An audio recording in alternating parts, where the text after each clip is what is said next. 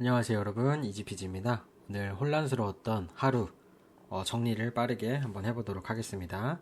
일단 11시에 긴급 UN 안보이사회가 시작이 됐습니다. 그리고 이제 EU에서 화요일 오후 러시아 제재에 대한 결정을 낼 것으로 발표. 그리고 5시 29분에 영국 총리 푸틴 대통령은 전면적인 침공을 생각 중인 것으로 분석했습니다. 그리고 12시 30분 GMT 시간으로 의회에서 첫 경제 제재 발표할 예정이라고 했습니다. 그리고 그게 한국 시간으로는 9시 30분이었습니다.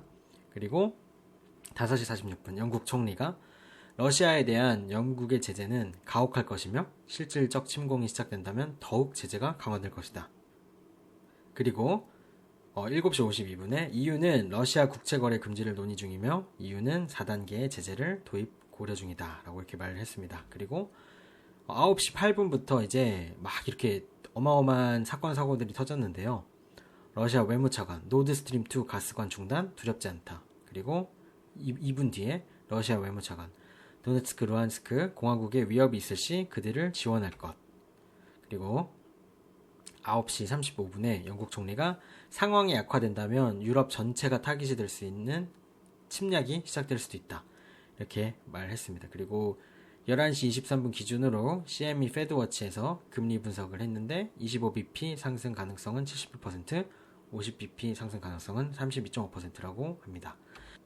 그리고 12시 13분부터 우크라이나 외무장관이 영국과 미국에 더 많은 무기를 요청합니다. 라는 반론을 했고요. 그 다음에 12시 18분에 우크라이나 대통령이 미국 국무장관과 제재에 대해서 논의할 예정. 이렇게 말을 했고 12시 40분에 러시아 상원이 여기서 이제부터 긴박해집니다. 러시아 상원이 푸틴 대통령 해외 군대 운용 승인 요청을 받았으며 러시아 상원 투표 예정이라고 했습니다.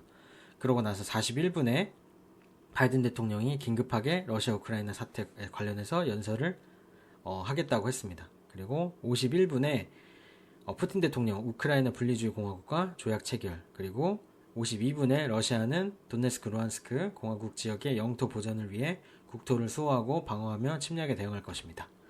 그러면서 이제 1시 7분에 러시아 상원, 러시아 군대 해외 배치 공식 허가 승인이 떨어지며 평화 유지 임무를 수행할 것을 기대한다. 이렇게 말을 했습니다. 그리고 1시 28분에 푸틴 대통령이 미인스크 평화협정은 더 이상 존재하지 않으며 이행할 것이 없다. 이렇게 말을 했고 그 연설에서 푸틴 대통령이 루안스크 도네츠크 공화국에 사는 사람들의 의지와 선택을 존중해야 합니다. 이렇게 전달을 했습니다. 그리고 나서 우크라이나는 나토를 포기해야 한다. 또한 처음부터 시작해야 하는 다른 국가들과 다르게 핵무기 운용이 가능한 우크라이나는 특히 그 우크라이나의 나토 가입은 러시아의 엄청난 위협이다.